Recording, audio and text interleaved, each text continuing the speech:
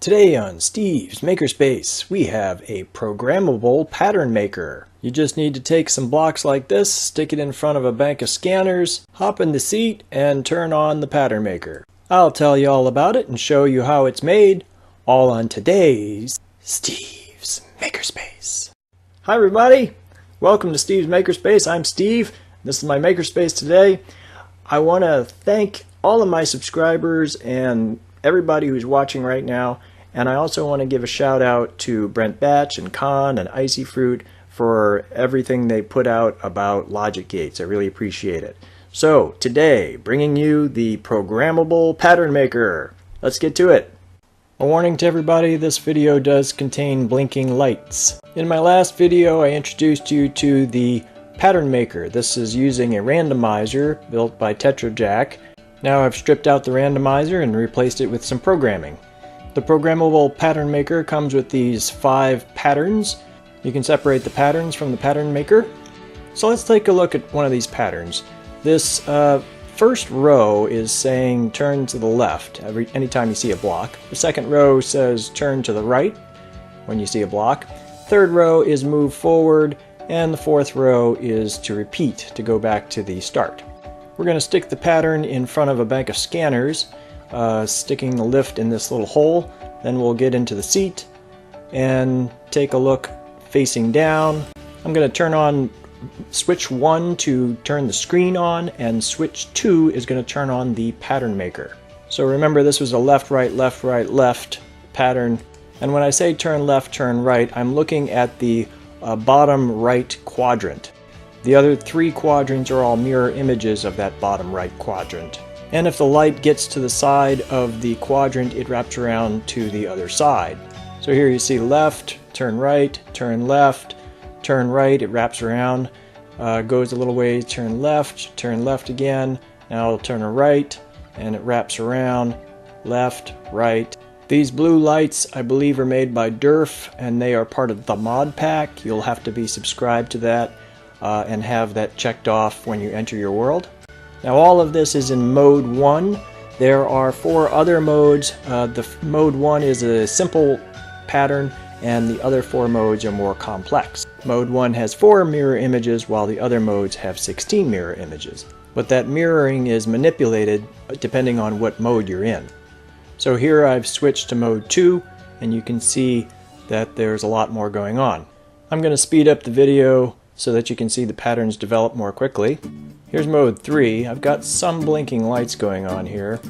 Unfortunately, that happens sometimes, and then you have to turn the screen off and wait for the lights to go out of these timers right below me, and then you can turn the screen back on, and that'll reset things so that it's not blinking anymore. Okay, here's mode 4. Here's mode 5. Getting a little blinking lights, but it looks like it fixed itself. So that covers the different modes. Buttons 4, 5, 6, and 7 are for left, right, up, and down. So here I'll go down, and then left, and then up, and then up. And that way, if you want your pattern to start in a particular position, you can reposition the starting point. Let's try another pattern. Let's take a look at this one. This one says go left, move 2 spaces, turn left, move 2 spaces, turn left, move 6 spaces. So here you can see it's moving forward, then turn left again, turn left again. It moves forward a while, it turns left again, moves forward. I'm going to speed this up and move through the different modes. One limitation here is that if it crosses a spot that it's been recently, it won't light up again. Nothing I could do about that, but I think it works well. I really love how such a simple pattern can do so many complicated things. Let's try another pattern. This one says turn left, then turn right, then move a little, turn left, move some more. So we're going to have 2 lefts and 1 right. Here it's going left again, goes forward some, turns right. Now it turns left again. There we go. Turns right. Now left. I'll put it on super speedy for a bit. I'll slow it down a little bit for mode 2 Mode 2 tends to be kind of blocky. I kind of like it, but it's very uniform. Whereas I could switch over to mode 5 and you'll see that tends to produce more diagonal lines and is less blocky. I think produces more complex patterns.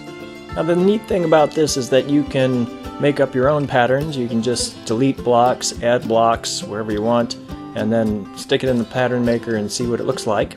If you want to try it out and send me some interesting patterns on the workshop, maybe I'll make a video of other people's interesting patterns. Just email me, Steve at Steve's Makerspace, with a workshop link. There are a couple of troubleshooting things I want to go over. Sometimes you get a light where it doesn't belong, and there are buttons on these shift registers to either add lights or take lights off.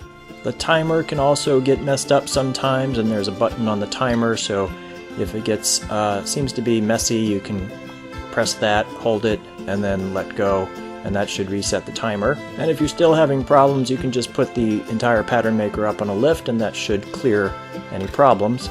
But you'll probably need to reset the timer after you stick it up on a lift. In a minute I'll talk about how I built this. If you've liked what you've seen so far, I'd love to have you give it a like and subscribe, and let me know what you think. I'm going to start with a brief overview of my previous pattern maker, because this back end is just doing the same thing. Buttons 4, 5, 6, and 7 are going here. That's move left and move right is 4 and 5. Move up and move down is 6 and 7. If we look here at the move up and move down buttons, those are going over to this shift register. This is Brent Batch's shift register. If you look at these blue gates, a move up command shifts the light towards the right. Move down shifts it to the left. Those signals get moved into the tower. There's another shift register for left and right, and those are also going into the tower. The up, down, left, right signal meets up in an AND gate. A light gets turned on, it stays on for 2 seconds and then turns off. There's an 8x8 grid of these AND gates and lights, and there are 3 more banks of 8x8 lights where the signal gets copied to. There's a shift register back here that's switching between the different modes, and there are these AND gates. These are being used to move the signal around in different ways.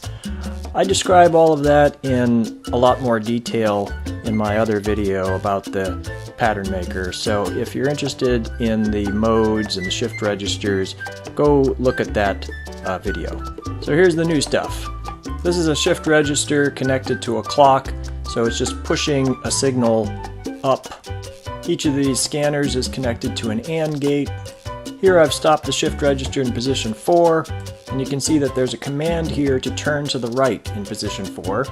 So we have 2 signals meeting up in an AND gate that you can't really see here. That's being carried up to an OR gate in the front, so you can see that second OR gate lit up as a turn right signal. Now I can't have turn right and turn left both being signaled at the same time, because that'll mess up the shift register, so I have this logic here, which basically says if left and right are signaled at the same time, ignore it and only push a signal forward if only the left or only the right is indicated. So here that bottom right AND gate is signaling turn to the right. Now the turn right, turn left signals are going to this shift register, which is moving this blue signal up or down this shift register. And I'll come back to that in a minute, just remember that. A command to move forward is also triggering a scanner, which triggers an AND gate, which sends a signal to this OR gate, and that goes to this AND gate down here. The on switch and the timer are also going to this AND gate. Then there's a 4-tick delay in this timer, and then it goes through this AND gate, and then it goes over to that shift register. The move forward signal is going to these 4 yellow AND gates, and each of those meets up with signal from the blue AND gate next to it. This first AND gate is going over here to the move left button. The second AND gate is going over to the move up. This one, third one, says to move to the right over there, and then the fourth one says to move down way up there. So if we watch it in action in slow motion, this is saying move up. Now there's a command to turn to the left. We're moving now toward the right side of the screen. We get another command to move forward. That moves us further to the right. Command to turn left and move forward. Now we're moving down the screen. And a second command to move forward, so we're moving down the screen once more. If we back up a little here, you can see the move left gate being triggered over there. Let's see, there it goes again. And here it's saying, I believe that's move down. That's going to be way up there. If you can see that light towards the top of your screen. There it is. Anyway, I know this bit's a bit hard to follow. This is the best I could do at explaining it. The last command is to repeat. There's both an AND and a NOR gate for the repeat row. These are the NOR gates right here, and you can see where the repeat is. There are 3 sets of AND gates over on this side. It's kind of hard to see, but there's one set of AND gates that is going into the currently lit blue gate, which will then turn that gate off. Another set of gates says if there is no repeat, then move the signal forward. And then the third set of AND gates says if there is a signal to repeat, then send the signal back to the beginning. And that's all there is to that. So that about does it for the build. One of the nice things about having a programmable pattern maker is that you can use programming for other things, such as this programmable car, which I'll be showing off in another video. That's going to do it for today. If you've liked what you've seen, give me a big like. Consider subscribing to my channel. I really appreciate it. Give me some comments. I'd love to know what you think, and what do you think I should do next? Perhaps something with programming. We'll see. What else? Thanks for watching. I'll see you next time. Bye. Steve's Makerspace.